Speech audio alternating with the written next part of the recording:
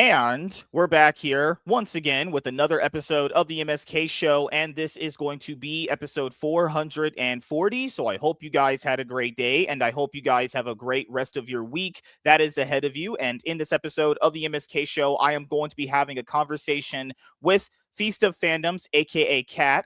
And this is going to be her first appearance on the show. So essentially, I was just browsing on YouTube. You know, you have nights where you're just scrolling on YouTube, and then for some reason, because like I do podcasting, they recommend all sorts of different podcasts from various sizes of people. Then I came across the channel that you currently run, which is, Feast of Fandoms. And I was like, you know what? Let me just hit up some of the people in there and see what ends up happening. Because, you usually want to do that as someone in my position so you can get more people on the show and more people to connect with, And I had Dingus's friend on. I forgot his name. Good Lord. We were talking about Andrew. It was Andrew. Yeah, I had Andrew on and we were talking about like the Mavericks and, we were talking about like the MCU and DC and stuff like that.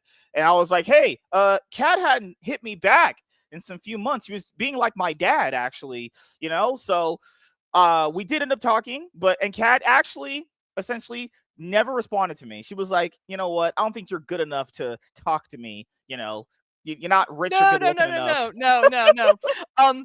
So a lot of our fans know that we just got done doing this big whole Batman arc, with the Geek I remember Gauntlet. that. Yeah. Yeah. And so like trying to coordinate all of that, and get all of that worked out for like the last month. Plus, like it's the new year. So anytime there's a new year, we've got all this stuff going on. We've just brought on a brand new Battlestar Galactica podcast. So like things were just like everything was literally up in the air. And like I was that guy you see at the mall that's like juggling like 6 chainsaws and 3 of them are on fire. And I was like, oh wait, I saw that message there. I really need to respond to that. But now we're here, Yep. She left me on red. Like, not a lot of girls do that, just pointing out she's not like the other girls. She did eventually get back to me, unlike my dad who left me for Skittles and Marlboro cigarettes. Well, actually, he didn't leave for that. He left for just less than that, which is nothing, actually. I mean, you got to keep them wanting more, right? That, if I could make YouTube shorts right now, that would get clipped and you'd be famous, actually. Just pointing out, your DMs would be lighting up. Your DMs would be lighting up if that was a clip out there. But so this is your first appearance on the show, and before we get to any of the juicier topics as I have planned for this episode of the MSK show, so just in case you make another appearance on the show later on down the road, this would already be out of the way already. So like you guys talk about Batman, superheroes have their origin story. So we'll start with your origin story and how you got to this point, and then we'll talk about the other stuff. So how was your life growing up, actually? We'll start there. Well, so I mean, I'm an only child. Let's start right there. So that already makes me an oddball, right? I've dabbled with like geekdom and fandoms my entire life. I was a big reader. I was also a big kid. I was into computers. I really liked computers. My very first video game I ever played was the Dragon's Lair game on like a Commodore 64. That I still have that in my garage, by the way. So there was that. As I grew up, I started getting into theater. So I became a theater nerd, which then, of course, led down the slippery slope to Dungeons and Dragons and Renaissance fairs. And then I ran into a bunch of other like gamer friends, like PC gamer friends when I was like in my late teens, early 20s. So we're talking like LAN parties, like playing Doom when the only way you could multiplayer that is when you all had like folding tables set up in your parents' garages with like 5 million feet of Ethernet cable running everywhere. Good old grassroots gaming communities we used to have. Nowadays, you just get on fucking Discord and just talk. No, right? Back in the day, you want to go hang out with your friends gaming. People literally took their entire consoles out of their house to go bring it to somewhere else that would have their stuff. Man, it was wild back in the day. Yeah, like in the middle, we used to set up in like a U shape. And in the middle was all the coolers with, and you guys think this is a cliche, but it was Mountain Dew and Doritos. Isn't that the ultimate fucking food and drink for a nerd sitting in his basement and who Cheetos? Has his mom pay his Cheetos, bills? Yeah. Good Lord. Hey, Doritos are awesome. No one needs to be disrespecting Doritos. Doritos are fucking great. Yeah, nacho cheese Doritos all the way. I'm not a Cool Ranch Dorito person. I think those taste like crap. I think Doritos best is just their regular nacho cheese ones. Cool Ranch Doritos taste terrible. I don't know why people like them. I think so. Like, I lived through the ranch craze of the 90s where everything had to be ranch flavored. So I'm like, yeah, I can't do Cool Ranch. But I mean, I have friends that do, so So, how old are you now? Let's take a guess first. Guess my age first. Andrew, 30, shut your mouth because you know my age. 35? Oh, your mama taught you how to lie well. I'm 47. Okay, because you said you Yeah. grew up. You said you were in the period of the 90s. So that means 47. You're born in the like I was born 70s. in 78. Yeah. Good lord, that means you were around when it's like that's like a year after the first Star Wars movie came out, essentially. Okay, so my very first movie, when I was 18 months old, my parents went to go see Star Wars and took me with them in my little basket. That's crazy. Yeah. Wow. So that means you were around when like Top Gun came out. Oh yeah, You're Gremlins, oh god, Top Gun, all the good, Ghostbusters. all the horror movies. Oh lord. I remember the pain when Optimus Prime died. Good lord. You know. You know what's crazy is that like kids these days won't really understand the appreciation people had for their media. It's because I think a lot of people that grew up in mostly like I would call it like the internet era where people just have access to this stuff very simply, well, like at the click of a button on their like mouse or tablet or whatever. Because I want people to understand when if you couldn't see a movie in theaters because your parents were not wealthy or not just wealthy, like middle class, you just had like no money. You or had you to lived in a wait. small town. Like small towns didn't always have theaters, so that meant you had to go like 2 towns over. Yeah. Yeah, you either went to Blockbuster, rented movies, or you wait to buy movies when they were on like VHS or DVD, or you simply just waited for like movies to appear on like the various cable networks. Like famously, like FX would have like a lot of the newest ones like a year after they come out. Like people don't understand. Like I'll use anime. Like guys, people were sitting there waiting for one episode of anime of their favorite anime a week. You guys can binge watch all that shit at once. I envy all that. I used to have to order it from Japan. Okay, you'd have to order it on, and this is like, fortunately, the internet finally came to be a thing, right? So this is like, we're thinking like mid 90s. You could finally start ordering anime off the internet. Yeah. But it would have to come from Japan. So you would order it, it would release, you would order it, and you were going to have to wait like 6 months for it to get to you. And like on Toonami, all we really had for anime was, for the most part, it finally started branching out a little bit later, but like early days of Toonami was Dragon Ball Z. You had Cowboy Bebop. Yeah. Samurai Champloo. Mm-hmm. Those were like your first 3, I think, that they started with. Oh, Sailor Moon was in there. Sailor Moon, yeah, Sailor Moon. Yeah. And then it expanded, like Gundam was there. And then I remember when Toonami tried airing at 5 o'clock in the day, and it was apparently too violent because parents said it was too violent. I mean, Rurouni Kenshin, fuck that creator. That guy's a fucking weirdo. But that anime straight up had, as they call him, the Batosa the Manslayer, slicing through people. And people were like, what is this? This is too violent. All right. They'd put Akira on MTV at like 2 p.m, and they're totally fine with that. It's crazy. Yeah, like, and it's, I want people to understand, like, if an anime, like, had really bad pacing, you watched an episode of it a week. So when people are saying that certain animes have better pacing, well, yeah, if you're able to binge it in like less than a month, I imagine it's not gonna have bad pacing to you because you weren't there watching it week to week. Like watching something week to week has a different impact on how you view something compared to like binging an entire show, Dragon Ball Z. Good lord. Hey, but that's worth it though. That's worth it. But how many episodes, especially like when you got into like the we Cell didn't care. Saga? We were in for the ride. Oh, we were. But it would be like the beginning of the episode, and like that would they'd periodically clip back. Like they'd be like they'd over showing Piccolo, and Piccolo's sitting there talking with Krillin, and we don't. How is he gonna do it? We's not strong enough. Blah blah blah blah. Cut back to May, and at the end, they do this back and forth, and then finally you get to the end of the episode. And he's not even fully to the yet. And it's literally next time on Dragon Ball Z, and they show the preview of him still powering up.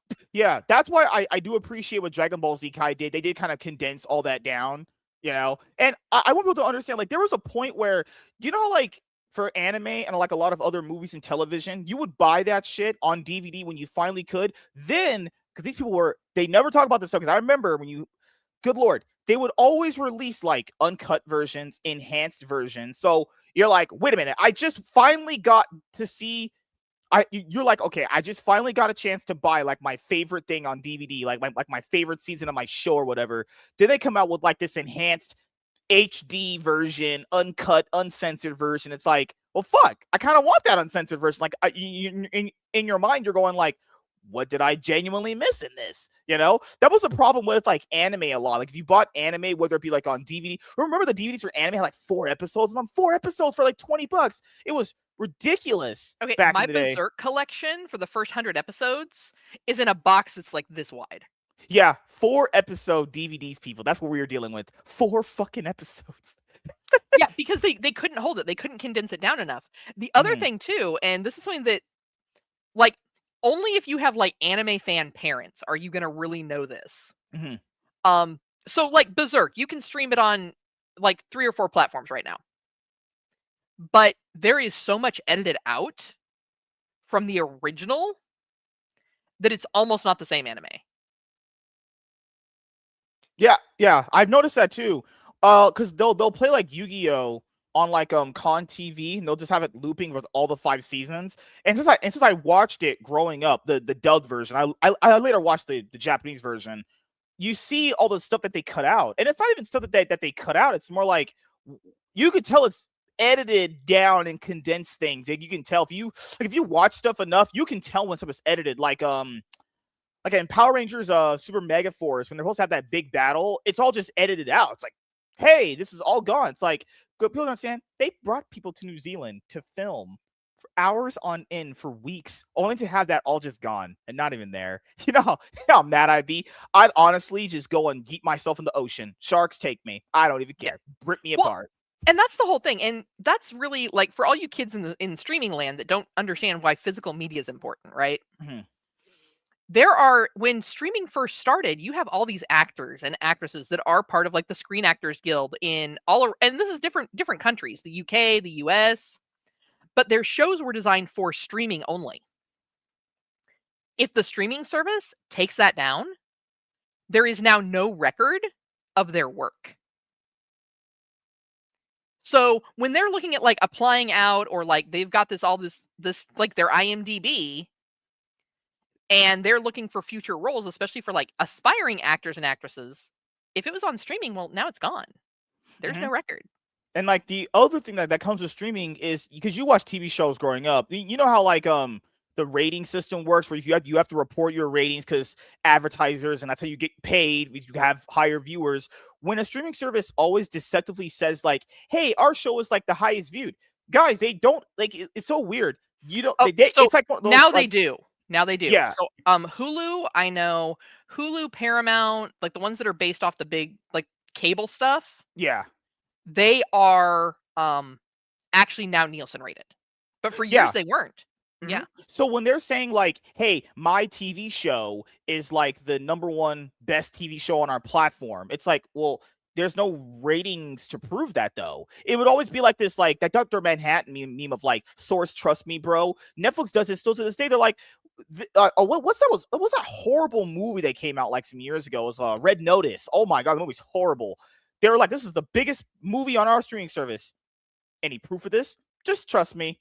You know, just trust me. I mean, I'm guessing it was probably like the best movie because like people would start watching Netflix and it would just roll over after they'd passed out. You're right. Before they started that whole like you can only watch for 4 hours before we're gonna call you a lazy bitch and tell you to get off your ass. Yeah, yeah. So like that's the thing when it comes to like the TV ratings thing, is like people don't understand, like you have to show ratings to prove like, hey, do we want to continue this show long term, or do we just kind of cancel a show? Because like when certain ratings come out for certain shows, you guys will notice that they'll put out a catalog of like, hey, this show is going to probably get canceled after 1 season. Well, it's because the ratings don't justify it, right? And we know that like labor costs have gone up with like movies and television and all that stuff. So stuff is more expensive to produce now. That's why you see TV shows only have like 8 episodes now, because that shit costs a lot of money actually to do it. And now TV shows have like a bunch of CGI effects, you know, compared to what they used to have, you know. You mean that same CGI that they've been using since like 2003? You know, what was the saying growing up? You gotta fake it till you make it, you know? Yeah, CGI is still faking it till it makes it, y'all. I mean, This is still the same graphics that they were using in the original Godzilla movie. You know, the one that was all popular by Taco Bell. You know, the little chihuahua being like, I think I need a bigger box. You know, that's the same CG. CG has not evolved the way that the industry said it was going to. Same with 3D. And yeah, this is also true. Like, you won't even know what's the number one show until the actual ratings charts come out. Because, like, every network will say, we have the best TV show in the entire world. Then, like, fucking Channel 5 like, we have the best TV show in the entire world, number one. Wait a minute. How do you both have the number one show? Wait a minute. This doesn't make a lot of sense. And one show will be like some weird teeny bopper drama. One of the shows is like two vampire dudes just getting it on with each other. You're like, wait a minute. I don't know if this is number one. Oh, if everyone's watching this, you know? That show's hilarious. But I wonder, though, is it because of the way that people binge? So, because I'm a kid, like you were a kid that we grew up where we had to like wait a week for an episode. Yeah. I don't mind sitting down and binging. There are some shows that, I'll sit down and I kind of binge them. It's more like I'm doom scrolling them because I'm doing other things and I'm like, oh, what did I miss? Like, I'm 6 episodes in. But I don't have a problem like watching an episode, going about my business, coming back the next day and watching like episode 2 or episode 3. In some cases, I almost feel like I actually understand the show better that way. Because it's like when you binge it, you've just sat there for 8 hours. And you end up like a Kelly Bundy syndrome, right? Where you've flooded so much into your brain that like your brain starts kicking out other important stuff. Like whatever happened in the first episode. So for me, like binging doesn't mean I'm enjoying the show. It means that I turned it on and stopped paying attention. I think certain shows benefit from a binge watch or a weekly episodical watch too. Like, but it just depends. Like, as you get older, I think binging makes more sense as an adult because of like how scrunched your time can be with like maybe having a family, maybe having like a lot of other things going on in your life. But because keep in mind, guys, you understand when you become an adult, you gotta work. You know, sitting down and watching an episode of TV not gonna really be a case for paying your light bill. You know, if you don't pay your internet bill, that shit gets shut off. So and so that was actually how I got into streaming my entertainment rather than cable. I started streaming and I cut the cord to cable back in 2007, 2008. So like the early days. That was before everyone else started doing it. So you were ahead of the curve. Yeah. Like when you took it like Hulu for $5.99.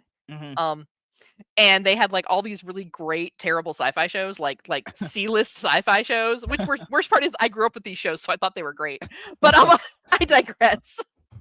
But with that, because my life was so hectic between work, running a guild in a video game, going to the gym, doing just like adult things, like, you know, that thing where you go outside and you have to go like be adulting. You have to go outside and be adulting? Oh no. Yeah. It's I mean, totally 0 out of 5 stars. Do not recommend. But with that meant like all these shows that were popular, like I didn't ever have time to watch them. And my DVR when I had cable was just filling up with crap.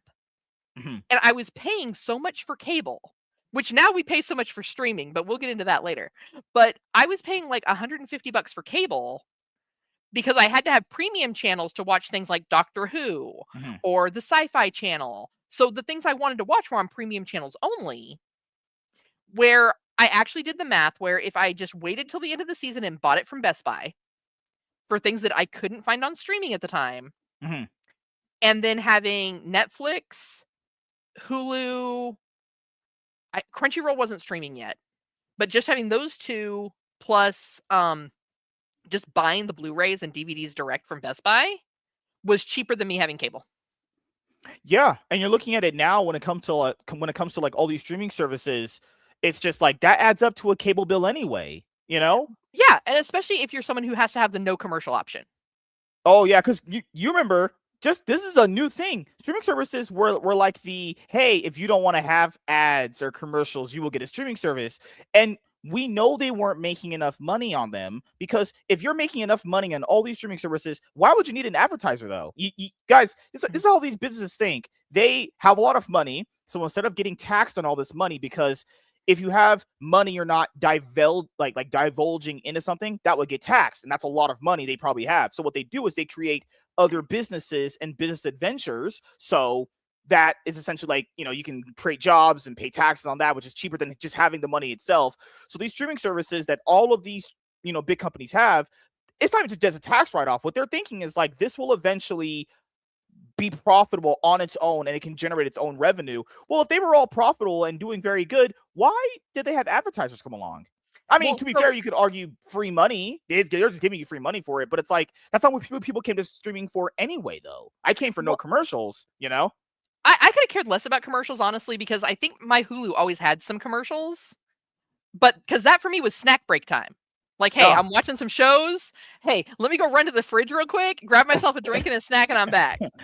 But another part of that is the companies, the cable companies, and all these other networks didn't take streaming seriously. So Netflix, Hulu, they were getting the rights for these things dirt cheap, like pennies on the dollar kind of cheap. Then, as more and more people started to kind of go away from cable and started going to streaming, all these companies that were paying cable, that were getting revenue from cable companies, are now losing money. So one of the biggest culprits is Sinclair. Sinclair Media, they are the biggest batch of vultures when it comes to the media world that I can think of. They are the ones, if you've ever and back in the day on cable, and now you will still sometimes see it if you have live TV, that banner that says Hulu or Paramount is no longer going to be carrying such and such news channel with CBS, blah, blah, blah, call and talk to your cable subscriber. That is Sinclair Media trying to basically hold hostage these networks to pay them more money. So a few years ago, when CBS was doing the Super Bowl, and I know we're talking geek stuff, but this is a big example of what Sinclair did. They basically said in a certain area in the Midwest, I can't remember where it was, whether it was Ohio, Illinois, Michigan, somewhere in that area. They basically said to these streaming companies, unless you pay us 10 times what you've been paying us, we're not going to renew our contract for you to have streaming rights for CBS in those regions. And so basically, what happened? Hulu told them to kick rocks. They're like, nah, we're not paying your hostage fee. We don't negotiate with terrorists. Sayonara. Yeah. So then they started putting these banners up of, on this day, it's all going to be canceled. Because that's how it used to work with cable companies. Sinclair would bully the cable company. The cable company would get flooded with calls and emails. Mm-hmm. The cable company would give in and pay the ransom. Yeah. So Sinclair, it never dawned on them that someone was going to stop paying those ransoms. It's all these middlemen. That's what happens. Like a lot of these big businesses, you come to find out a lot of these guys are essentially just having a middleman for whatever reason. It's so weird. Yeah. That's why I think they have the streaming services now. And people have asked me this a lot. It's just I don't know if they're intentionally trying to get rid of a movie theater, like the theatrical experience. But if you look at it from a business point of view, that is a middleman. They have to pay for whatever the ticket sales and all that stuff. It's a whole business of the distributor and all this other stuff. So many middlemen. A lot of this stuff. I feel like at this point now they're like, why do I need a middleman when I could just kind of do it myself? Well, I think there's also the aspect too of look at how society has changed. Like you talked about, like we've talked about here, like being an adult, especially if you have kids or a big family. Mm-hmm. If you're going out to the movie theater for mom and dad and 2 kids, that's almost $100 in tickets alone. Then you got to get snacks. That's going to be like another $100 or close to it. So that's $200 to go see a movie in a theater. And some of that is because of the cost of concessions, the upkeep of the business, the utilities, all the extra overhead that a theater has, right? But if you're a family of 4 and you put it on streaming, hey, you know what? Let's go ahead and order pizza in. If the kids need to go to the bathroom, especially if you've got little kids, they need to go to the bathroom. Let's pause this, take them to the bathroom, come back. They're not missing anything. So I think overall, the public has started to also change their mindset on where do I want to spend my money?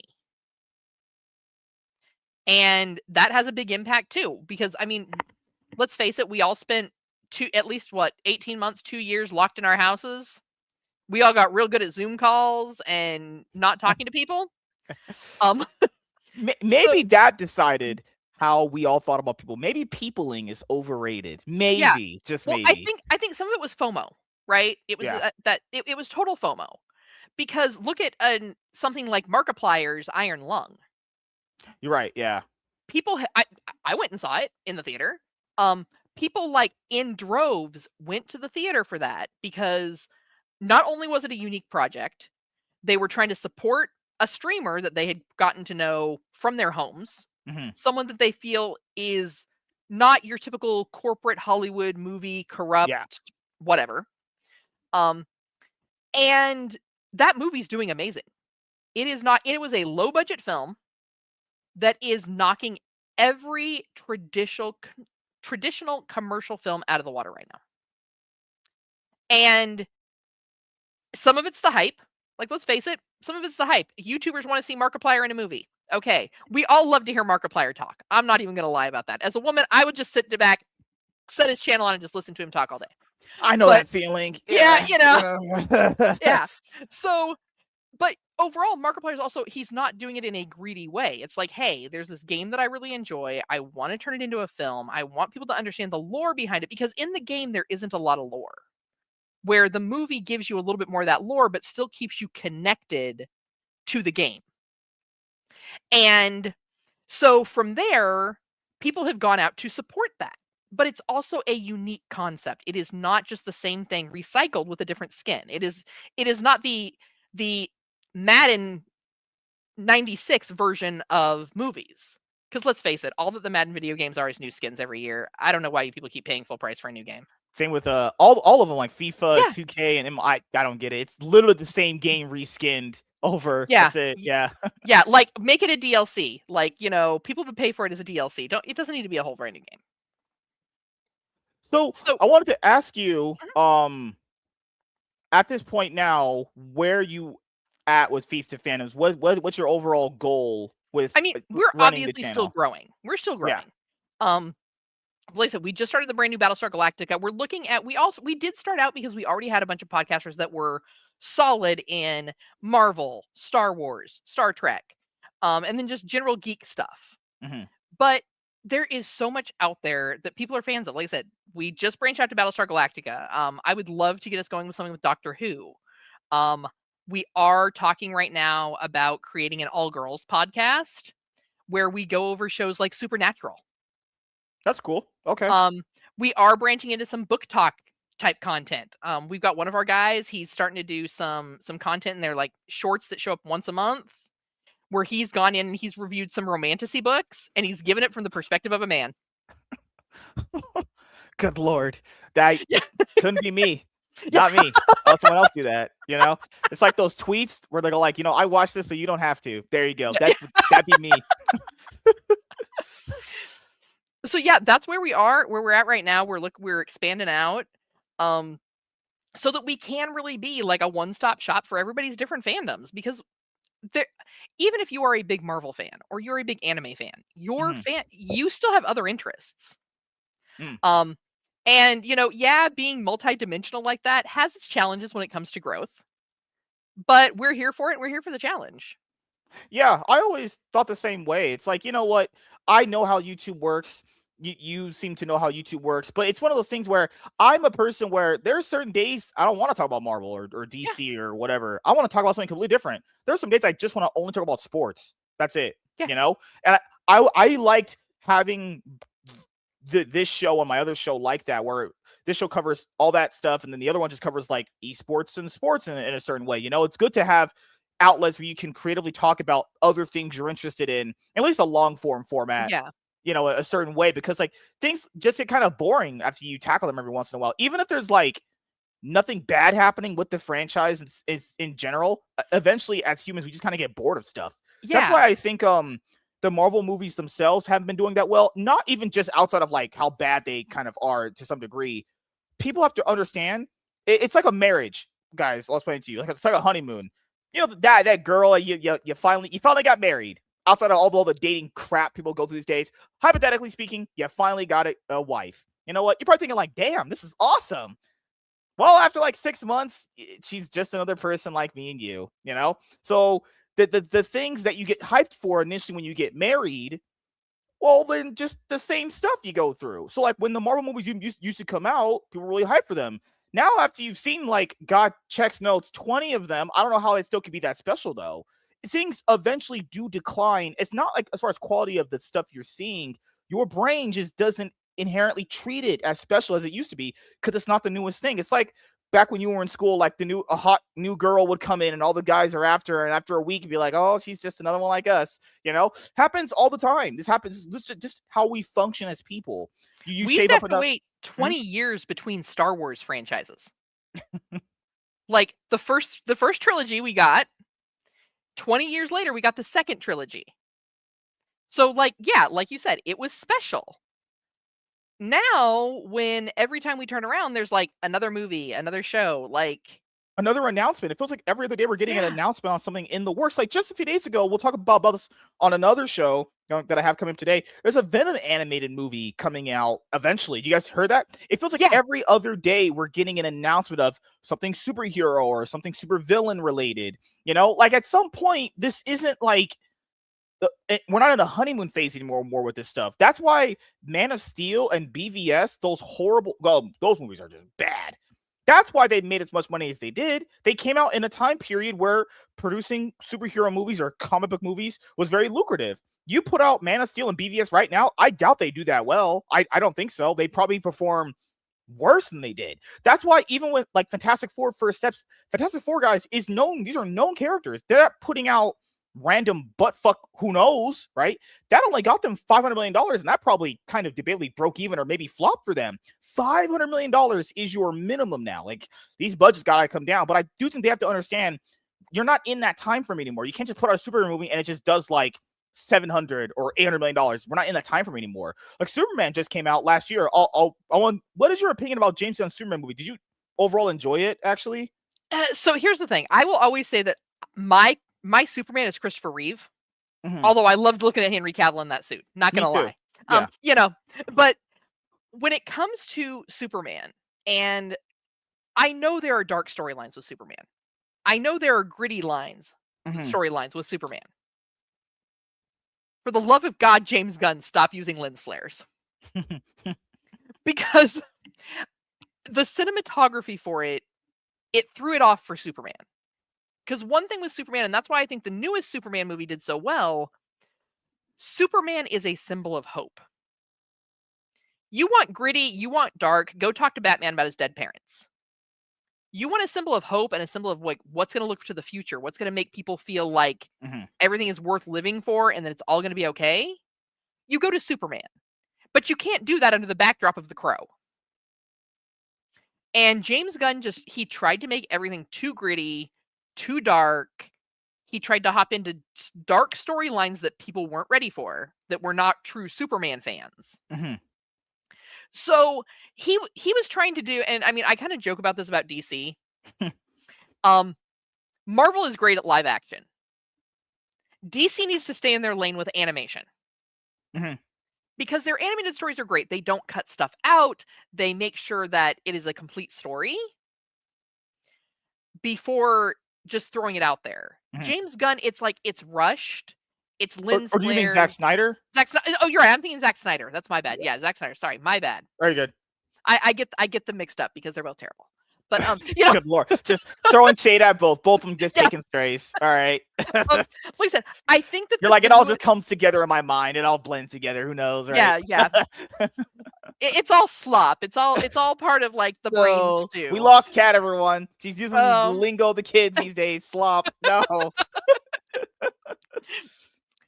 6'7". No, 6'9's better. Yeah, you know. Yeah, you know. Depends 6'8", on 6'8", you still owe me one, you know. Oh God, good lord. But I do think that the newest movie did come through at the right time because people needed hope, and that's what this Superman was about. He was about the positivity and the hope and the Mhm. future. And there were a lot of people that didn't like it because they're like, man, why are we seeing Superman getting his ass kicked all over the place? I'm like, when y'all started out as kids, you ran into your first bully, you probably got your ass kicked all over the place too. Cut the boy some slack. Yeah, yeah. Because I feel like when you hear James Gunn talk about the Superman movie he just put out, like the Jor-El thing, it didn't sound like he made that as a decision because there was any actual reason behind it. Kind of sounded like he just wanted to do it just to kind of have that thing that people have in movies nowadays where it's just shock value. Well, shock value for just the sake of shock value, guys, has no substance to it. And the more you think about it, you go, this is kind of stupid. Now, you could argue the Jor-El thing in many different ways, but I think it's just a bad decision long term because it kind of can sour people's minds. You want like the more casual person to be interested, right? And that's not a problem with Superman 2, which is I knew he was going to depower him because he had already talked, because you do videos like this with people. So you read he was going to do it anyway. He even said, I'm not going to have my Superman be as powerful as you remember. But Superman is liked because of his powers. Like, that's the main reason. It's so cringe that people will say Superman's really boring because he's really powerful. How? What do you mean? A guy who can fly is boring? Good lord. Good lord. That's crazy. And so, like, a guy who can fly so fast he can change the rotation of the Earth. The kids don't remember that from back in the day, but like, yeah, he was going to save Lois. I just don't get this logic that he was using where, because like it wasn't even a balance. He just was not strong at all. He was just getting his ass kicked the entire movie. And like even Grant Morrison had said, like, I think he was just getting his ass kicked too much. It's crazy how when someone that they like says something they agree with, they go, oh yeah, I agree with you. I was saying the same shit. You said I was wrong. It's like it's all of this like appeal to authority for someone that they perceive is like legitimate enough. It's so weird. It's like if me and you said that, there's a problem with Superman movie. He's too weak. He gets his ass kicked. They would call us like, you're just a hater. But someone else that they like says the same thing. They go, you're a genius. It's like, how does that work? That's well, the it's just same kind of like shit. The argument was same with Supergirl in the new movie. A lot of people were like, what do you mean? Why is Supergirl out getting drunk and partying? And I'm like, because she likes to hang with Lobo. It's all good. But that's because I also know the lore behind that storyline for Supergirl. Like the actual Tom King book, the Woman of Tomorrow book. Oh, okay, yeah. Did you actually enjoy reading that? I know it has different opinions on it. It's been a long time, but I mean, it was because it was a good, unique story. It was a different telling of the story. It wasn't just the constant like, oh, everything's wonderful. Like, no, it talks about she was actually sent in first, but then got stuck out in space. And she knew that she was supposed to be protecting him, but she has all this trauma because not only has her planet died, but to her, she's the only last member of her species. And she's failed her mission. So it was an interesting different take on those stories. I mean, I would say I was neutral on it. Like, it wasn't like mind-blowing, but it wasn't like this is trash either. Yeah, like the more you think about after you read it, you're like, this was all right. Nothing I'd go back and maybe reread. Like, would you reread it if you just had the free time? Probably. I mean, maybe because I'm like, all right, did I miss something? Like, is there minus something if you missed? may have been drunk. Minus that. Yeah, like, no, I mean, I'm always gonna give it a second. Because like, what is the nuance I missed the first time that other people are saying this is really great? It gets back to my general theory of I'll do anything twice. First time you might have had a bad experience. So I mean, I'd reread it just to make sure there was nothing I was missing where people are like, this is super wonderful, and I'm like, I just don't see it, or is it just not my jam? It's like those people who are like enjoying something in that like GIF, and that person is like giving the thumb. Oh my god! But like for the Supergirl movie, are you interested in watching it? Did the trailer kind of grab you at all, or anything like that? I mean, I'm interested in seeing it for Lobo. That's it. Oh god! So you're only in it for the hot dudes. Dude, Lobo's been my boy for years when it comes to comics, because like he is so unhinged. That's what. What was that storyline? I forgot. They DC put it out in the compendium like recently. It was like big fragging special. Like apparently he was so annoying. The god in hell and the god in heaven didn't even want him. He just said you could be immortal. The fuck out. That's hilarious. How do you get kicked out of heaven and hell? That's crazy. You be Lobo. I mean. But that character's always been that way. He's not a good guy. He's not a bad guy. Just likes to have fun, as we like to say, Yeah. Lobo is Lobo, and he does Lobo shit. So, because when it comes to DCU, Creature Commando, did you like that? Yes, I love Creature Commandos. Okay. So you loved Creature Commandos. You didn't really like James Gunn's Superman movie all that much, from what I gather. So I have a really hard time with DC live action if they're doing it in like film form. Yeah. Because the DC stories are so good and so complex. It's like trying to shove Stephen King into a 2-hour movie. Yeah. You just can't do it. Like that's why the Green Lantern is is forever and will ever, most of us try and like scar it from our memories. Like we asked for the lobotomies, like I need you to find where I'm storing the memories of that Green Lantern movie and I need you to take it out. Same thing happens with Amazing Spider-Man 2. Yeah, have you gone online these days? And apparently, for some reason, the Amazing Spider-Man 2, Andrew Garfield's second movie, is liked by people. I'm like, what movie did both of us see? Because that's a pile of shit. That was a pile of shit considerably back then when we had better standards. So, I don't know. Maybe I missed the shit in that movie. I think it's the nostalgia is what I really think it is. I think the member berries kick in. And people liked it so well just because of the member berries. Like it made them feel fuzzy. But once again, it also gets back to the concept we were talking about earlier of it's just a thing now. So when we got we originally had the Tobey Maguires. Yeah. Then we had this long Spider-Man gap. And all of a sudden we get Andrew Garfield, who looks kind of funny, in my opinion. Looks pretty hot. Yep. No, he's kind of funny looking. Oh, but no fun. Okay, Kat. Yeah. God damn it. God damn it. But you've also you've de-aged Aunt May to like middle age. So like it's not grandma Aunt May anymore. It's like middle age like Aunt May. But you're still starting over with an origin story of like, oh God, Uncle Ben died. Like we already know this. So to me, the Andrew Garfield movies, I saw the first one, I never saw the second one. Because they didn't grab me. Yeah, the first one, I look back on it because we watched it opening weekend.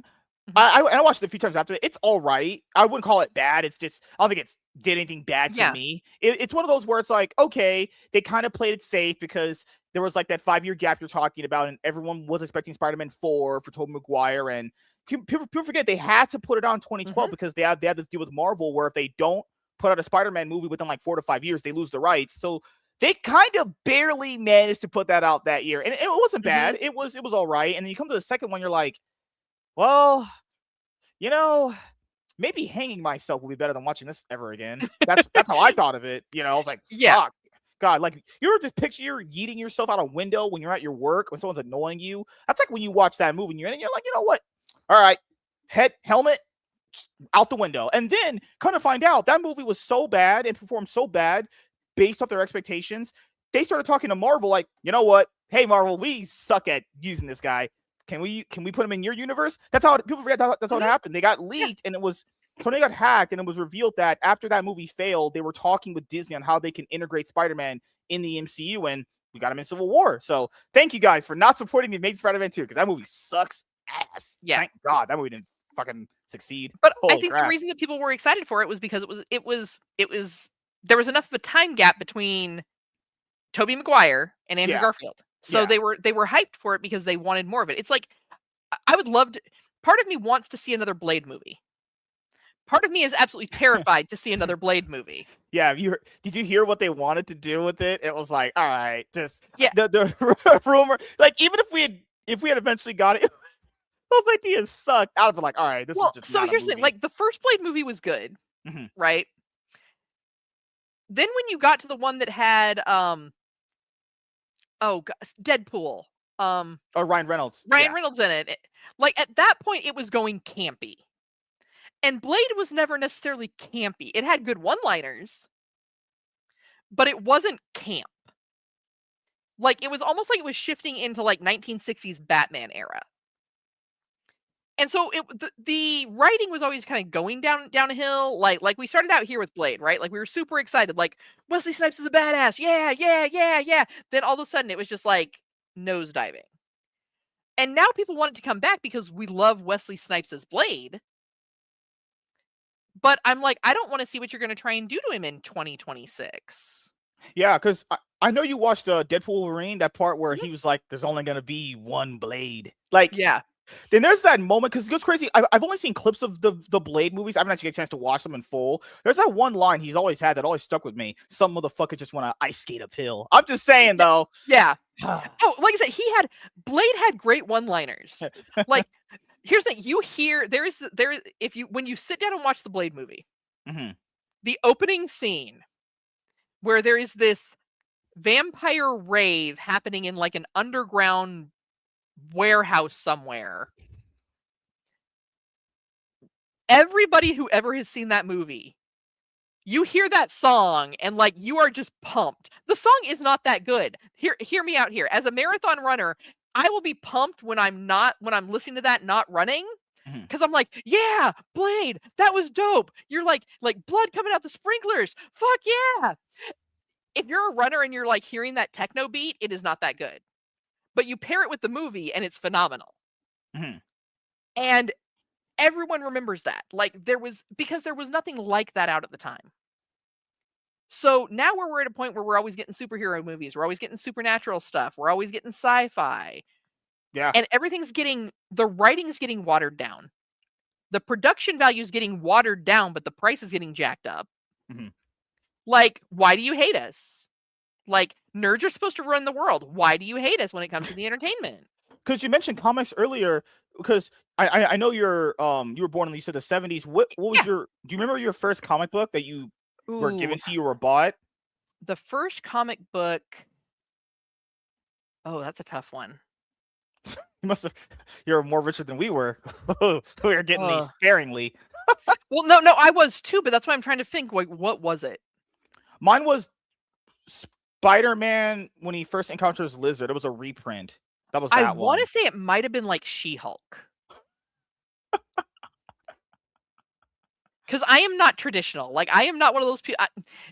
I'm a nerd who works out, but I don't go to the gym to get skinny. I go to the gym so I can do half the things that my D&D character does. Like, you know. So when did you stop? So did you ever buy like comic books monthly? Like you had a pull list, or were you just bought them kind of willy-nilly? I just kind of bought them kind of willy-nilly as a kid. Okay. But then, like, as an adult for a long time, I had a pull list. When did you stop? What era do you remember you stopping in? Well, so okay, my thing though is indie comics. So let's start right there. Okay. I have a lot of like Grimm fairy tales from like Zenescape. I have a lot of Dark Horse comics. And it really just depends on like various different arcs I will keep with. I do always like the Grimm story arc, and I always try and make sure I get the swimsuit edition because I'm that person. I'm like, hell yeah, they're hot. Like, everyone wants to see big titties in a comic book. Let's not lie about this, folks. And their drawing style for these characters is great. So there's that. I still have a subscription for the Berserk comic that was created by Keanu Reeves because that's an amazing story. What else am I still sub to? Like, do you currently have a pull list from like Image or Dark? Really? Oh, okay. Yeah. So did you end up getting like Skinbreaker from Robert Kirkman? I know a lot of people talk about that one.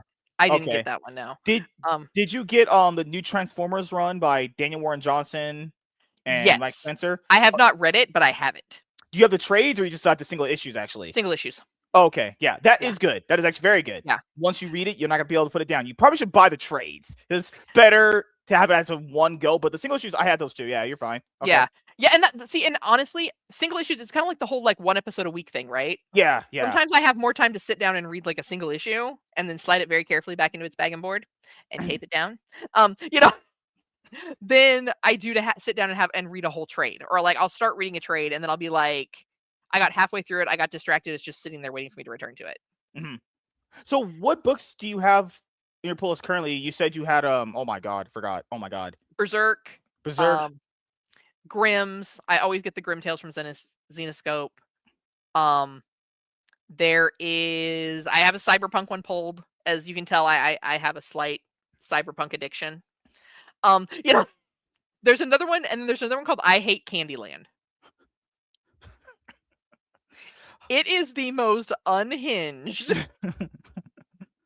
Like, think Lollipop Chainsaw mixed with Dungeons and Dragons. Like, all the weapons are like just like the most bizarre, bright pink, Tank Girl is a very, very similar kind of feel that you get Yeah. with I Hate Candyland. It gives off some kind of Tank Girl vibes. I did have G.I. Joe for a while. I had Thundercats subscribed for a while. Yeah, that was Dynamite. Yeah. Yeah, when Dynamite was doing it. But dude, Yeah. with everything that happened with with Diamond distributing, like, Yeah. Oh gosh, man. yeah, like Did I you hear feel the for comic news book with shops. Dynamite? What? Yeah. Did you hear the news with Dynamite? Like they were talking about like there was articles coming out where like the person that runs it were like we might not be able to make payroll. It's like hopefully Yeah. Dynamite can survive it. And Dynamite has some really nice known IPs they license. They have Powerpuff Yeah. Girls. They have Thundercats. They're able to license like all of the Disney like princess movie And stuff the villains. and the Yeah. villains. Yeah, like it's crazy how that stuff isn't selling though. That's just so odd. Well, but once Maybe again, it's because Disney has a bad rep right now with their IP. Maybe. it could be. I also wonder if it also gets down to the minimalism where people are still struggling to like physical media. I mean, as a comic collector, let's face it, it's hard to collect comics That's true. because they take up a ton of space and you can't shrink that. I don't know about taking up space. That's Yeah. those are props. Those are just Yeah. plastic props. He gets knocked down. Exactly. Hey, hold on. I need a room divider. Let me go stack up some comic boxes. You know, it's all good. But I really think that is some of it. It's people would rather go online and read, or they're reading webtoons, or they're just kind of stuck in this mode, just doom scrolling it and like reading memes rather than actually getting into comics the way that like my generation or your generation got into comics.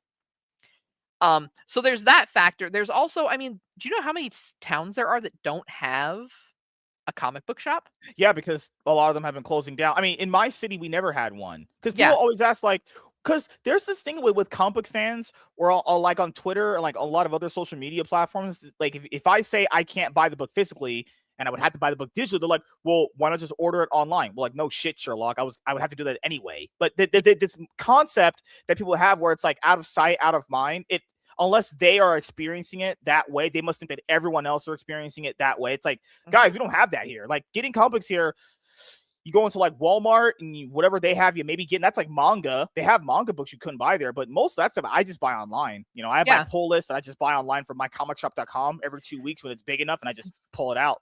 Yeah, no, see, I have a local comic shop here that I try and go with all the time. Yeah. Because I like to support small business as a small business owner.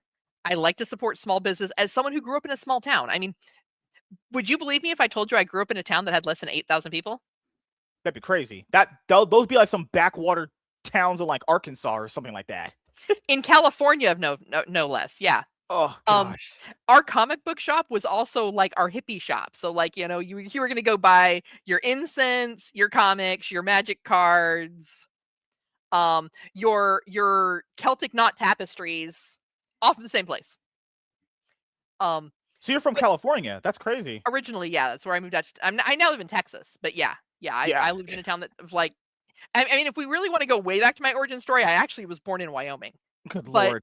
Yeah, yeah, I was one toddler in a town of less than 100 people. That's crazy. Everybody loved me. I was everybody's grandchild and niece and everything. All the grandmas being like, "Hey, child, how you doing?" Yeah. Like my mom forgot me at the grocery store one day, realized it when she got home, put away the groceries, and went back to the grocery store because she knew I'd be fine. Like, oh my god! See, that's how you know you can trust people. Like when some people say like, "Oh, when I leave my house, I leave my door unlocked in my neighborhood because I know people there aren't going to do anything." You can't do that nowadays, guys. You'll get robbed. No. The locks on my doors are for other people's safety. Like I LARP, and so, or at least I have in the past. So like, yeah, I mean, I have enough LARP weapons, lightsabers, live steel.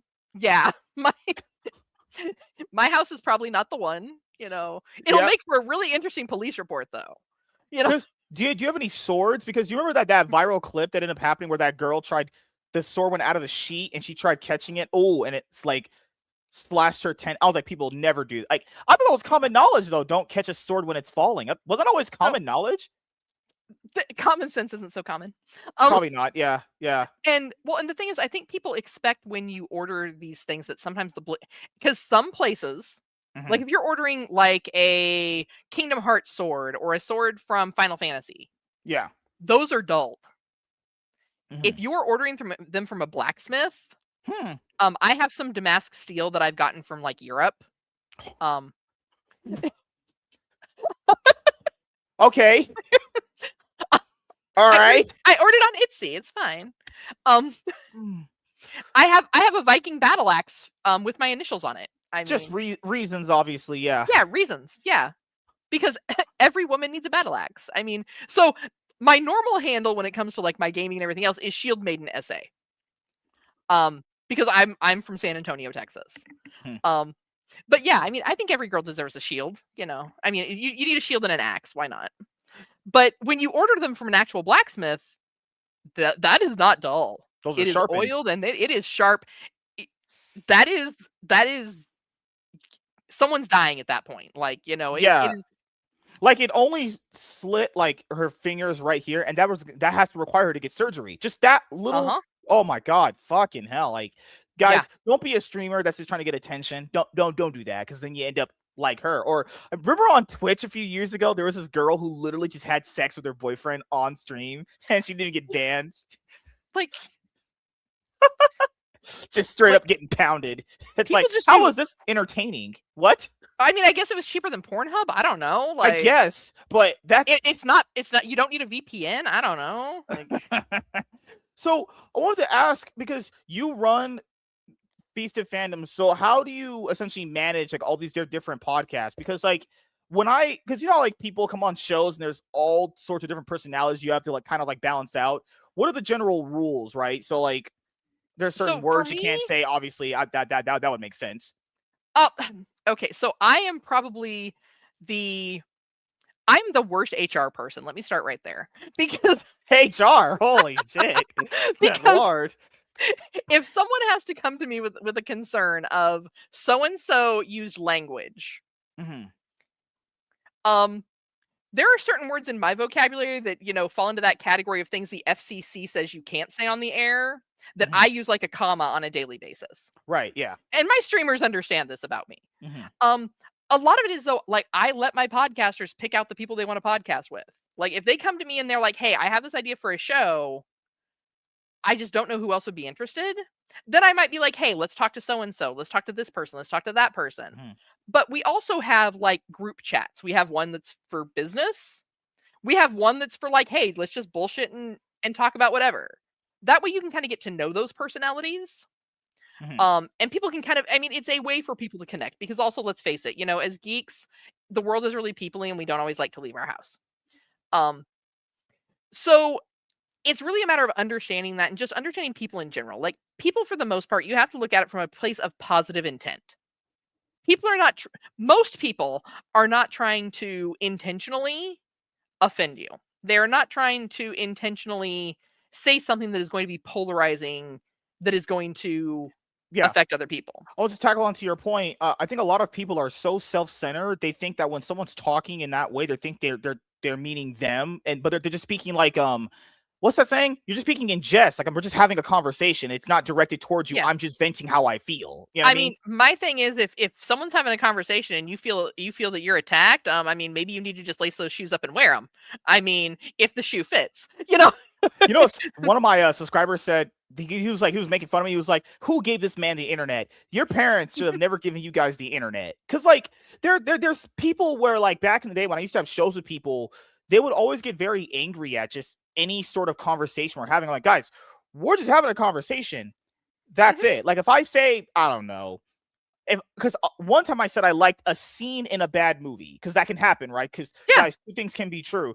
I can think a movie's bad, but I could also go, I genuinely liked that scene. I thought it was actually well executed. So someone equivalated that to, no, that movie's bad. I legit said this movie sucks. I like this scene, and that's what happens when you have a big show or can have podcasts. Like Mhm. when someone's not legitimately listening, that's how those arguments start. That person wasn't listening when I said that, though, because if they Yeah. were listening, I mean, I said it blatantly how I felt, you know? I mean, Thanksgiving is a terrible movie. Do I still watch it because, you know, there's just something about the words gobble gobble motherfucker that, you know, cracks me up? Yes. It's a terrible movie. Good lord, You man. know. Hey, Fast and But Furious is pure cinema, and anyone says otherwise is a crackhead. That's how it works. yeah, but that's the whole thing is, like I said, I let them definitely pick who they're going to podcast. I'm not like, oh, you guys have to podcast together. No, because there are Mhm. certain personalities that just doesn't work with. Yeah, Um, yeah. I'm not going to make a big deal out of it. If people are going to have an argument, okay, as long as we're not making personal attacks and we're not like being terrible, like talk it out. Y'all are adults, Mhm. and I'm going to treat y'all like adults. I do the same thing too. It's like back in the day, I had this naive mindset of like, you know what, they're adults, they'll just talk it out. That's not how it works at all. I So wish it did. Not the internet, at least, you know. there have been very few times when I have had to insert myself into a you guys are getting ridiculous or this is not something that we are going to discuss in this manner. Mhm. Um, my podcasters don't like that version of me. I don't like to have to bring her out, but like she comes off the shelf every once in a while. What is she, a different person? Who would She's a that little be? You'd be like what, tax or something? You just name changes and you just transform or something? How that yes. works? If I have to go from Cat to Katarina, then it's on, and y'all done messed up. Good Like lord, going from like Elena and like the Vampire Diaries to Catherine to 0 to 100 yes, kind of thing. Good yeah. lord. They've only seen it, and like I know when they've seen it happen because you can tell because the whole chat just goes quiet. Like no one's like, we're not saying anything. Well, also people have to understand if someone's listening to the show when they're commuting back and forth from work, going Yeah. to the gym, or coming back and forth from the gym, they want to hear a show where they can hear what people are saying, talking, listening. It's an audio thing where if you try to preserve your experience of a show, because like there's replay value in like a lot of these shows now. If I'm hearing a show, people start screaming, yelling, I'm kind of just like out. And Yeah. I know there are some shows out there that have that as their personality. I just don't like that though. I feel like that's just kind of childish though. Like you have to yell to get your point across. It's like you're not 5 years old, you know? I've always told people that if I have to raise my voice, you weren't listening to me in the first place. Yeah. Yeah. And I mean, like I said, there have been very few times when I have had to step in and be like, we're going to shut this down right here. Because like I said, my podcasters, they just know. I mean, have we occasionally had a guest on that decided that they wanted to try and like hijack it for whatever their purpose was? Yeah. Did they not come back? Yeah. But that's the whole thing. Yeah. I mean, especially like on the gauntlet, I know sometimes we get a little bit off topic and a little bit loud because there are 7 of us. Yeah. That's why So I stopped having like big shows like that. It had to be like 3 max people. That's what I found works best for me. I don't know how you guys found 7 people. That's fucking ridiculous. You're yeah, crazy. well, respect is really what it is. Like we don't try to talk over each other. If Mhm. we notice we're doing it, we try, oh, hey, sorry, because let's also face it, technology is great, but lag is a thing. Mhm. So if I'm talking and you think I took a breath and I really just lagged out and I'm still talking, Yeah, yeah. yeah, Happens. Yeah. Mhm. yeah. So it really, that's what it gets down to, is it gets down to respect for the other people that are on the show with you. Mhm. Um, that's the long and short of it. Also, the whole respect thing happens too. Like I remember back in the day when people just didn't respect what I was saying or what I was contributing. You kind of once I found that out, I was like, I just can't be around these people. You Mhm. have to create in this kind of thing the best people that you get along with. And keep in mind, I'm not even saying it'll always be people you agree with though, but like you have to have good chemistry and synergy, because I had the one where it was the Wild Wild West versus what I have now. I think I've taken this one. I don't even care Yeah. if I have less viewers. I don't even care. Because like Yeah. if you have someone on the show who doesn't respect you or give a fuck about what you're saying, Yeah. why would I want you here though? Like that's pointless, you know? And then those people would always try to come on the show. They'll be like, hey, can I get a link to the show? No, this is a set thing. We have a set group of people we do the show with. It's like, but I'm not invited. Yeah, I'm pretty sure that was kind of self-explanatory. You're not part of the cool kids club. No, it wasn't like that. But you try to create the best type of environment with the best people you have. And sometimes that might be less people, sometimes that might be more people. Mhm. But you have to have chemistry and synergy with the show, because if you don't have that, then you get garbage, and Yeah. enough Yeah. that's already in the world, you know. Yeah. And that's the whole thing. I think, don't get me wrong. Can anybody do a podcast? In theory, yes. Mhm. But you have to have personality. You have to be able to respect other people. You have to be willing to listen. You have to you also have to you have to bring your personality Mhm. on your worst days. Have I had days where get up in the morning and I'm just like, I'm running on 2 hours of sleep. By the time this podcast is over, I will have been up for 30 hours. Yeah, I'm not feeling it, but you know what? We're going to put our big girl panties on and we're going to show up and we're going to do it. Because that's what you do. You're there for the entertainment for the fans. It's not the show must go on. Yeah. It's not your own like sycophanty, oh, I do this for me. No, you do it for the fans. You do it to entertain. You do it to educate. You do it also so people can connect, right? I know that I'm not the only person out there that grew up in a small town. And in a small town, do you think that there's a ton of people that are into the same things you are? Absolutely not. Podcasting, YouTube, TikTok, social media, in a lot of ways, is that extension out to people that don't have it immediate in their area. It lets them help know that they are not alone in that, and that there are more people out in the world that dig all the same things they do. Oh, and the other thing I'll just tackle on to what you said earlier, which is that, yes, in theory, anyone can do this. Now, if you actually know podcast stats and stuff, you know that not a lot of people can do it. Actually, what's crazy is a lot of people think, oh, you just turn on a mic and you just start talking. Yeah, if you want to be an incoherent, babbling mess, sure, do that. But that's not me. Sorry, fucking Vin Diesel's outside. He's revving up his motorcycle. Oh, okay. No, well, and that is a part of it, though. I mean, like I said, in theory, if people want to put in the work, they want to put in the effort, they want to put in the energy, you can podcast. But there is also that common misconception that, like you said, podcasting is just, I'm just going to get up there and talk. Yeah, like stringing coherent sentences, like thought processes, like airing out your thoughts to someone, listening to them, you let them go, you yourself go. That's not easy. I hope people don't understand. That's why most podcasts, like, they don't go that long. I think, well, what's the average number? It's like 10 episodes a person will get to. The something average like is 10. That's insane, because there's a lot of these that exist now, you know? Well, but it's also, I mean, and I can also put it in the same perspective happens when you're a small business owner, right? People look at me and they're like, oh my God, you run a business. That's so cool.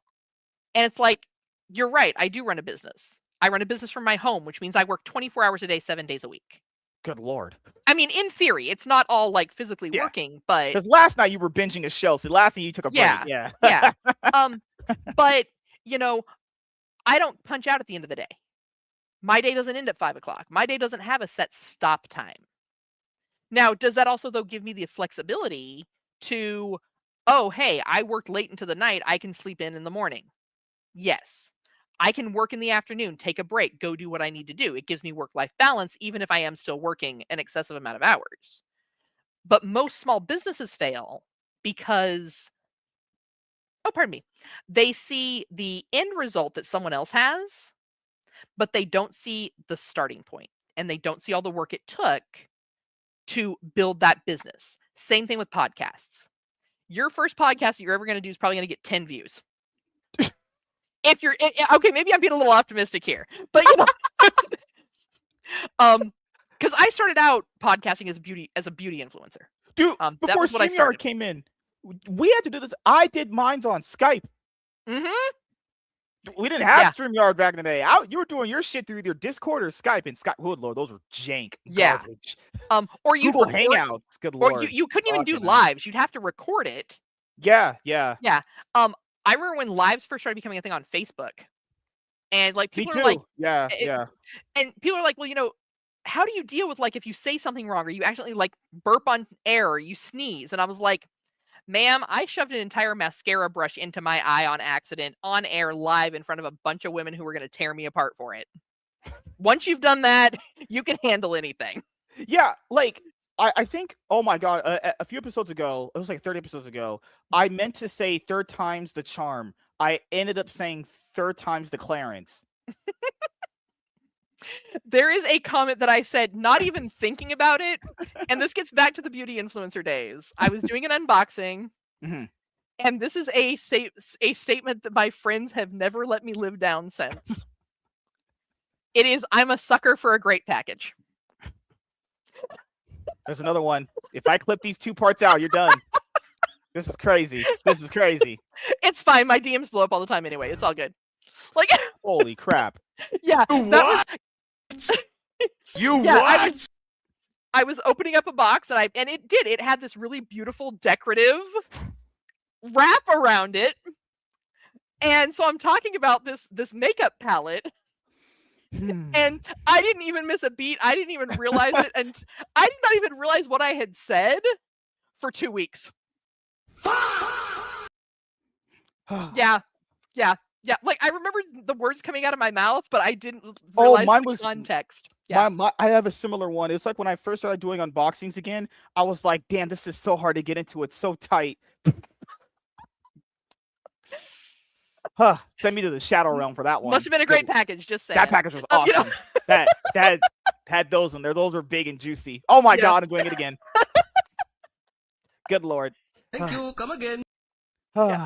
Wow. But that's the whole thing. You're gonna do that as a podcaster. Sometimes you're gonna just not say the right thing, or you're gonna say what you mean to say, but then realize, oh my, that wasn't what I meant for that. Oh, but, another aspect I think a lot of people have to understand, when you ask someone to be on your show, whether you're going to do like panels or whether you do one-on-ones, I do both of them. So I can, you I don't know if you guys have one-on-ones for your show.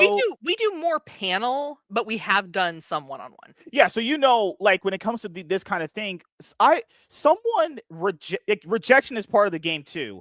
Or just because someone didn't answer your email or your message on social media, text now, doesn't mean that they're ignoring you or that they don't want to do it. Everyone has a life, guys, and keep in mind with time zones, there's someone 2 hours ahead, 3 hours ahead. If you're gonna be having a podcast co-host from Europe, they're like 8 hours ahead on average. So just don't always kind of like jump the heel at everything. Don't try to not jump the, oh my God, don't jump the gun at everything. Don't act like because it didn't happen in like that first 5 minutes and it'll never happen again. It's like just gotta calm down. You have to it's called building. You have to build connections with people. Like, and if you want a panel show, I think the best thing to realize is if you do not have any synergy or chemistry with that person, that's not gonna work. It just won't, because you're not gonna like being around each other. Come on, I do this 7 days a week.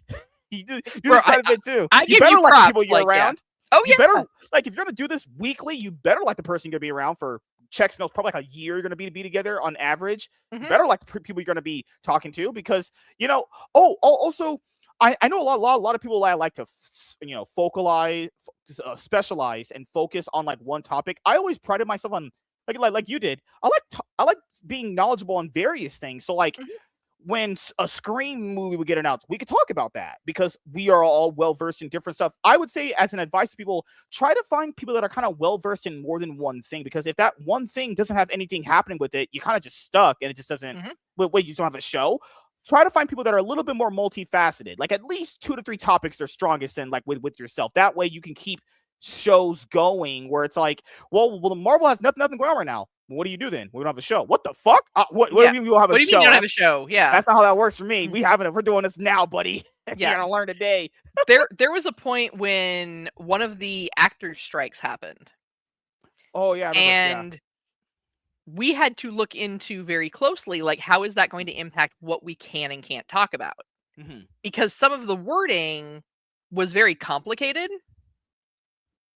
And like, I was having to talk to our people and say, hey, I know you guys typically talk about the shows and the movies, but with this strike going on, I may need you to shift gears to the comics and the books. Until we could get clarification. And finally, we did get clarification that like us talking about like movies and things like during the strike did not impact us or put us at any risk. Yeah.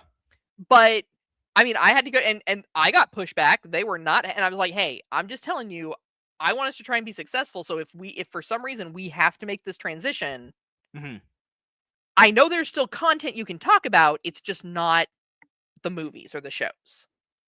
So prepare yourself to possibly have to talk about some books. You basically said you're gonna start reading today, boy. Yeah. Well, the thing is though, even with like Star Wars is a good example. Yeah. There is so much lore in all the books that were written over the years that you can do shows that are entirely based on the lore that aren't necessarily talking specifically about the shows or the movies. Like you said before, when it comes to comic books, like there's a lot of comic books based on like the IPs you guys know and love. Like what's that show Josh Whedon did? A lot of people like Firefly. There's comic books based on Firefly. There's a lot of Star Wars comic books out there. A lot of them. First of Mhm. all, focusing on a lot of different eras and stuff. If you just want to do Darth Vader, you could do just Darth Vader books Mhm. if you wanted to. You know, that's why I always implore people when it comes to like the media, like this kind of stuff.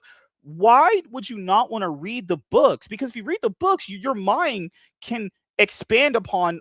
Because you're right. Well, you'll be reading something you already enjoy, so it's not Mhm. you're reading something you don't enjoy. Your mind gets to expand on all this stuff. It's like I couldn't imagine not reading comic books based off these movies now. I couldn't imagine it because Yeah. I just It just doesn't enjoy it make that sense. much. Yeah. Yeah.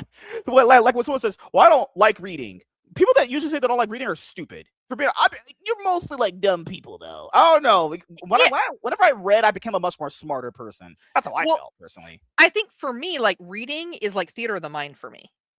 Oh yeah, yeah. So where if I'm watching a TV show or a movie, I'm watching somebody else's Hmm. um version of what they think that is. When I'm reading it though, it becomes theater of their mind for me, and I'm the one that's creating those characters. I based off the descriptions. I'm creating that environment that they're in. Um and it makes it much more immersive. So like I mean, I don't know, maybe people that don't like to read don't have theater of the mind. I don't know. I feel like people are so like TikTok brained at this point where like if it doesn't if you can't scroll up past it in the next 5 seconds, they just don't want to deal with it. I just Yeah, couldn't imagine a world where I don't read like comic books as much as I do and I review them on the show. I just couldn't imagine it. I just don't want well to live in that world. that's the other thing, just hear me out on this, is, like, the fact that attention spans are getting so short as I'm sitting here and I'm, like, doing other things, but it's because I'm trying to share this show out. She's ignoring me, But, guys. you Don't know worry. She's ignoring me. It's okay. Fine. It's fine. no, but it is that concept, though, that j as a whole, people are starting to there we go. They're starting to, like, not be able to pay attention for as long, Mhm. and that's actually detrimental, um, in the big grand scheme of things. Like, why is it TV shows are really only lasting 8 episodes? Because people can barely get themselves to sit through 45 minutes. Like, it's longer than It's 5 true. seconds, Yeah. like, it's even, like, shorts on YouTube and TikTok that run longer than 60 seconds, like, they'll let you do up to 3 minutes, Mhm. but if you're doing much longer than 60 seconds, they don't perform. Because people watch the first 5, 10 seconds, "Neh." They're just out. They don't even Yeah. care Then anymore. They're there's just people like gone. me who I grew up reading, so I read fairly quickly. Not that Mhm. that's totally not a brag, but, like, I read fast, so, like, when people send me, like, a reel that's talking about, like, an article, I'm like, "Could you just send me the article? I can Yeah, read it yeah. faster than watching this TikTok." Like Yeah, because also wouldn't it be just someone summarizing their thoughts on the situation rather than what the article is saying anyway? That's what happens most of the time. Someone's just summarizing their personal opinion of what is said, other than what is actually said there. And then you yeah. start getting people parroting like a bunch of misinformation about like what was actually in there versus like what was not in there. Oh my god, Mhm. uh, Yeah. doing this stuff Well, is crazy. I'm that and getting people old. don't ever look back to origin either. So, Yeah. one of the things and I think this is something that we hear all the time, and it's said in comics too, is Hmm. blood is thicker than water. So, you know that that original statement, like the full statement of blood is thicker than water, Hmm. is the blood on the battlefield is thicker than the water of the womb. I remember that. Yeah. Yeah, but people always take it to mean that like, "Oh, you need to stand by, your chumpy cousin here who's like, on his 5th felony, rather than your friends because, blood is thicker." No, no, it's not. Um, but that gets down to it. People they don't wanna research. They want the quick information. Hmm. Um, that's also the danger with one of the dangers of AI. Now, mind you, I am really nice to my AI, so I know that when the robot overlords take over, like I'm gonna be like a cushy slave. As You long know, as one of them looks like Henry Cavill, then you're okay. I mean, I'd take Jason Momoa too. It's fine, like either Oh one. God. Oh Okay. Lord, kill me now. Yeah. I mean, if I could get a Johnny Silverhand robot, then that's even better. They can make ones But that look like Ana de Armas. Woo! I'm not going outside ever see, again. No need. exactly. So, but the danger of that is people aren't doing their own research, so they don't know how to research. They've never used a card catalog. They've never had to find an excerpt in research paper from a book. And so because of that, they're just trusting what AI is putting out there. Mhm. And like, don't get me wrong, some of these AI shorts I see are hilarious. Because I have friends that are nurses, so a lot of times I end up in like medical TikTok or like Good medical lord. Facebook because of Mhm. like conversations we have because the robot overlord is listening. Um, you know, Hi, John. um so um with that being said though, they'll see these things and I will know that these are absolute medical fallacies. Like there's some truth to it, but it's not medical truth. And I'm just like, how many people are believing this? Because they don't they just trust it because AI Yeah. wouldn't steer me wrong. You people have obviously not watched Terminator. Yeah, like you have the same thing with Grok now on Twitter. People are like, "Well, Grok wouldn't lie to me." Good lord, isn't it? Good lord, the Yeah. internet wouldn't lie to you. What Yeah. timeline are we in? Right? What? The internet is full of lies. I remember back in the day when people discovered that Wikipedia, anybody could write a wiki. Yeah, Like there yeah. was zero fact checking. It didn't matter. Like I could go onto Wikipedia and I could have, which yeah, I still should do this probably. I could write up an entire deal that there was like a religion based on me. Okay, I could write this up. I could Wait a create it. minute. I That's like a could crazy. exactly, but I could write this whole thing up and like Mhm. on Wikipedia, like give imagery of like, yes, this was the statue that people had in their homes to this, and in like 500 years, when Indiana Jones the 500th is digging through the archives, they'd believe it because it's on the internet. Oh god. So what you're saying is I should create a Wikipedia article based off me and make Yes, myself famous. Maybe a lot of people should do that though for their own shows. That'd be it's not a bad idea. it's fake it till you make it. Like you literally are creating your fame. But what made Wikipedia lose their credibility was the fact that people would have the actual information because there's sources under Mhm. their thing, but they wouldn't accept certain sources. Like, wait a minute, whoa, whoa, Yeah, whoa. Why are you not accepting certain sources for the correct information? It's like, all right, nope, out. yeah, yeah. Never reading anything on your god for forsaken website. Fuck that. Yeah, but that's the whole thing is all of these things were, like, coming together Mhm, and no one but people that like, they don't know how to do the research to find out what the actual facts are. mhm. Um, and that right there terrifies me. Like, the level of misinformation. But then again, once again, I've seen Terminator. I saw Blade Runner. I watched The X-Files, okay? I trust no one. Like, it is trust but verify. And most people just give up the verify part, even though So sci-fi tells us not to do that. I know you guys had a Batman project recently. Mhm. So we and not just the overall project. What ended up being like, or did you count like animated movies in that too? Or you just Yeah. counted like live action? Yeah. Okay. No, we did live action, we did animated, there was comic book discussion. Oh, okay. Because Yeah. for me, when it comes to Batman, I would say the best Batman movies are the animated ones. I would say Under the Red Hood and Mask the Phantasm. I would say like I would argue are people's favorite ones. And, like just not in the whole movie sphere. Like I would say Under the Red Hood and Mask the Phantasm are better than even the first Christopher Nolan Batman movies, and I love those a lot. Not the Oh, yeah. third one. That third one is So some and dank. here's where we're gonna get the hate watchers. Like the people that literally are just like, they're just gonna hate watch this because just to come at me. Oh, that would be every day for me. Yeah, It's right? another Tuesday. My favorite Batman movie is Batman and Robin. Yes, Looks like you're going to the Shadow Realm, Jimbo. bat nipples and all. But for me, it was the campiness and the immersion of the environment. Mhm. Um, George Clooney was a terrible Batman. Alicia Silverstone, terrible Batgirl. But Dr. Freeze and Poison Ivy made that because it brought you back into that really grand world of Gotham that oftentimes you can only get in an animated version. Mhm. You had like this entire to do with Dr. Freeze and his wife and everything being frozen and icicles and Yeah. just insane. And then you get into like Poison Ivy's realm, and it is not just the plants and the botanicals, but you also have like a lot of neon, like all the graffiti was like neon and blacklight sensitive. And it was these just over the top worlds that we expect to see in Gotham Yeah. hitting in live action at the time. And so that's how that movie happened to become it's my favorite to watch. I know that it's like we were talking earlier. I totally understand that there are a lot of parts of that movie that are absolute trash.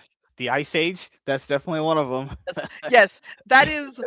There are so many parts about that are absolute trash, but there are so many parts of it cinematography wise, and for what you expect from Gotham that are amazing. That's why chicks dig the car, bro. Yeah. There's so much unironically funny things that'll be said. It's like this is why credit Superman card. works alone.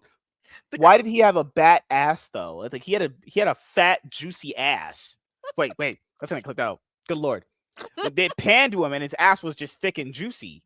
Well, why? Oh yeah, he was totally caked up. But it's kind of like Angelina Jolie in Tomb Raider. Mhm. So all these people are like, "Oh man, look at Angelina Jolie." If you ever watch interviews, Mhm. we're gonna probably get clipped for this too. Her tits and ass were built into the suit. Good lord. So she said it was the most awkward thing because, she was like an A cup. And all of a sudden she's having to learn how to maneuver with these like silicone function move like your body, extra, fun bags hanging off her chest and her ass.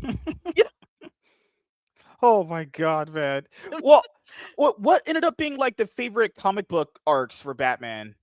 Oh gee, oh, Probably the Killing Joke would be in there. It was in the list. I The mean, Dark Knight Returns, probably. yes, Tyler talked about both of those. I'm like, I want to be like, hey, Tyler, you online? What comics were you talking about again? That's like been like 3 weeks, and I've slept since then. Why are you not sleeping? Good lord, what happened to you, lady? No, I said I've slept since then. Like, that was 3 weeks ago, and I've slept since then. Like most days, I can barely remember what I have for breakfast. Taco Bell for breakfast. That's what needs to happen, dude. Oh, we don't have Taco Bell for breakfast here anymore. So sad. What? Oh my god. Well, Good lord. Okay. I live in Texas. We have great Mexican food. Oh, wow. We have breakfast tacos like at every restaurant does breakfast tacos. And so Taco Bell just couldn't compete. So they stopped doing breakfast. Amazing. Yeah. That shit is so good. I could eat that like literally every day and I probably wouldn't get tired of it. I probably would start speaking. Have you started speaking Spanish because you started ordering stuff from there? So I actually took 4 years of Spanish and I used to spend time down in Central America. So if I was to the point where I was conversing, I'm conversational. So like it's not like a 5-year-old kid. It's like actually adult. Okay. Yeah. Now that we have Google like English to Spanish translate, I just start rapping like they do. Just bar spitting. Yeah. Hell yeah. Yeah. No, So with me, like I lost a lot of my Spanish because I wasn't using it, and that's the way language works. You use it or lose it. Mm-hmm.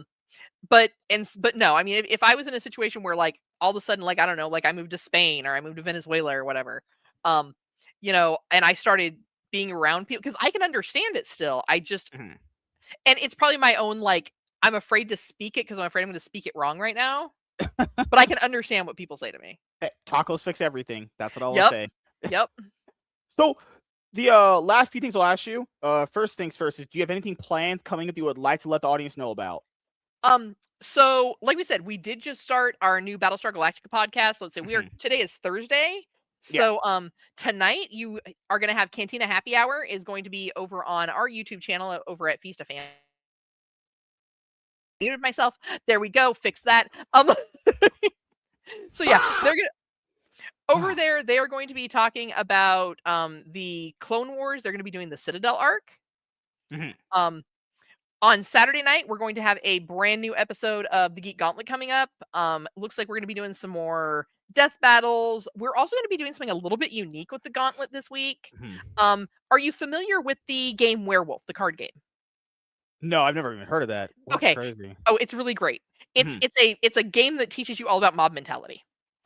And so we're actually going to play like 3 rounds amongst the hosts live on air on Saturday night. And so so think of it like a medieval village, and there's a werewolf stalking villagers, and they have okay. they have to figure out who the werewolf is before the werewolf eats the rest of the villagers. That's pretty. I like the concept. Okay. Yeah. And so we're gonna be doing that Saturday night. We should have a new Ando's top 5, so top 5 video games that goes up as shorts on our YouTube channel. Okay. And then we're gonna hop back Mondays. We always have an episode of MCU Monday. We have a new episode of Captain's Logs and Lightsabers coming out, and we have on Wednesday we'll have War of the Stars, and then it'll loop back to Cantina Happy Hour. Hell yeah. So, but the show you have Monday, that's the big one you usually have where it has you on it. No, I'm on Saturday nights. You're on Saturday nights. Okay. Yeah, I'm Saturday nights with the Geek Gauntlet, and then the Battlestar Galactica podcast, we do that every other week. Okay. And so I'm also on that. So you can come spend your weekend with me, or you can go love everybody else on Feast of Fandoms and check out the rest of those podcasts. But she wants you to come spend your weekend with her. That's what she really wants. I mean, I'm a lot of fun. Like, people should want to hang out with me on their weekends. Like, let's talk some sci-fi. Let's talk some geek stuff. Let's do it. But like but that's for nerds though. Like, who watches nerd stuff? Oh, hold up. Let me pull up my DMs. Good Lord. I hate all of you. Good Lord. God, man. You guys gotta go outside, touch grass. What do I think people say? Touch grass, feel the sun. Yeah. Like, hey, that girl you're crushing on in a movie doesn't even know who you are. Go outside. But hey, if Sydney Sweeney was real, just saying, I could raise her up. It's easy. Talking to girls is easy. Always is. Sex is the easy part. Talking to girls is the hard part. Yeah. Yeah. Good Lord, man. You're not lying there, man. Like sex is that's the easiest part though. Like, you just that's not even hard. Literally, if to find someone you actually enjoy talking to, that's the hard part. Because like someone could, if a girl annoys me, I'm just like, I'm out. Goodbye. Oh yeah, like kid you not. I don't care if you could be a Jason Momoa body double. If you open your mouth and you're dumb, I'm gonna be like, damn it, why'd you have to talk? like so hot till you opened your mouth. Good Lord. Hey. That's me for a lot of ladies, apparently. It happens. So, last thing I'll ask you is, do you have any shout outs you want to give to anyone in particular, and anything else you want to say before we head out? Oh, shout outs. Trying to think, what do we have going on? Like, right now? Not currently. Not any big shouts. Like I said, just all the Feast of Fandom crew, like, they put in so much work. They really do. These guys work really hard on their content, and I love them all for it. Mm-hmm. But you work harder, though. That's how it works, I mean, I try. I mean, playing video games and clipping shorts is a hard life. Kill me now.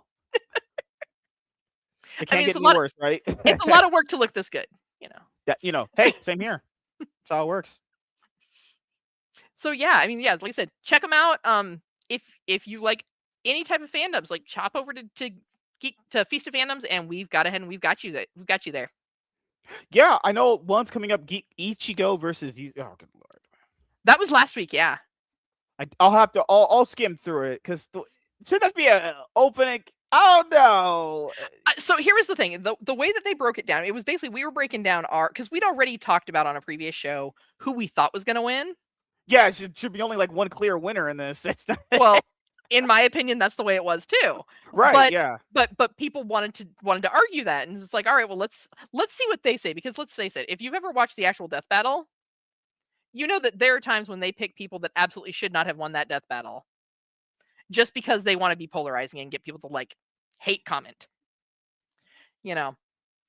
And so yeah, we went over it, and all of our picks and why we agreed, why we didn't, why we disagreed, all kinds of fun stuff in there. Good Lord. If someone doesn't pick Ichigo, you're just like, all right, dude, I get your bias, but this is like, because it happens a lot with anime too. It's like, I get if you like a certain character, you think they're the best, but when you start logically breaking things down, I'll give an example for people, like the Espada from Bleach and the Akatsuki from Naruto. Mm-hmm. You might like the Akatsuki from Naruto, but the Espada is gonna kick your ass. No way you will convince me Deidara is beating Okiura. It's not happening. If you think that, you're a legitimate lunatic. You're actually a lunatic. Like, man, I need to go back and rewatch Bleach again. Like, I just couldn't imagine a world where, but people are like, what about Itachi? Yeah, if I throw something, because Ukira has this ability called in Spanish called the Lanzor de Rapago. I'm pretty sure I butchered that. Lanzora de Rapago. Fuck, I'm not speaking taco language right now. When he throws that at people, it actually is almost like essentially continental level. Doesn't matter if he can look at you in the eyes and stop you. If he throws it at you, the radius. Like I remember, Sharingan is only going to be able to work if they're actually dimensionally closer to you in like a proximity, like a distance of feet. No. Also, we're forgetting Baragon. Baragon's like ability where he can just like spread his not seed, spread his. It's the fur thing. Yeah, it's the thing where he can spread his forgot it in his resurrection where it could like age you out. Most Naruto characters can't handle that. No, they don't. You ain't got enough age on you to handle that. I'm not even wanking off Bleach. It's like, wait, no, that's let me clipped. God damn it. I'm not even wanking off these characters. It's like this. There's certain matchups that are like, it's like people say, could the fourth Hokage beat the Flash? No. Like, why would even that should be a no. There's no. I don't need to break that down for you. Fourth Hokage versus the Flash. Really think about that logically. Yeah, and I mean, also with the Espada, you also have like all the Zanpakutos, like. And they aren't just like 1 or 2 level. Like some of these are like 5, 6, 7, 8 level Zanpakutos. You know, they can't just snap you from like miles. They can snap you through other dimensions. Like what was the one Coyote Stark? He can like apparently fire like 1,000 Ceros. Yeah. Not like truly infinitely, but like he could go for it as long as he feels like until he gets tired out. And, most Naruto characters aren't. Some of them are really strong, but like. Come on. If we put things Yusuke could beat Ichigo, I can't even have a conversation with that person. It's just like, bro, what are we talking about here? That would be like Batman versus Goku. Come on, people. Come on. What are we doing here? I mean, Goku's obviously gonna lose because he's gonna have Batman and Sensu Bean. That's true. But who's hotter though? If they took off their clothes, who are you picking? Oh, depends which Batman. Bruce can get you a Lamborghini. Goku would get you heart attacks, apparently. Yeah, I see that's a tough call. I mean, I do love driving a Lambo. God. But you know, she's selling out. That's what happens. Hey, dude, if you have never driven a Lambo, you don't know what that feeling is. It is amazing. Good Lord. I just got to sleep with a millionaire. That's how it'll work, you know? You can rent them. They're just no, you'll be broke. You'll be flat broke. You try that for a week. You're not flexing in a club, having a Lamborghini. Yeah, it's mine. No, it's not. It's for not. a week. No. It's a like rental, that girl bro. thing. It's just your turn. You know? Yeah, it's just exactly. That is exactly what that is. But yeah, it was great talking to you for the first time. Yeah, you know, I know I have this thing when I talk to women, I impress them with how good and smart and rich and good looking I am. But you know, as long as I got that through, we'll have to do it again. Like, you know. Oh God. Get all the good hilarious clips because you know we've got just enough Riz and just enough awkward nerd that like we're hilarious. It's just great. Enough slop. I hate that word. Oh, I can't stand that word. Oh my God. Everything to people now is slop and rage baiting. It's disgusting. Like if someone says an opinion they don't like, it's just considered rage baiting. It's not because I actually thought that. It's just because I intentionally wanted to rage bait you people. It's crazy. People are this self-centered now. Like everything is just, if it's not, it's all about me. It's like, oh fucking hell. Ugh, I hate it. I'm kind of scared to see what's going to happen with the new X-Files series because everyone is already like rage baiting that. They're already out. They're already out. Just like my dad, they're out. So just want to say thank you guys for checking out this episode of the MSK Show. We'll see you guys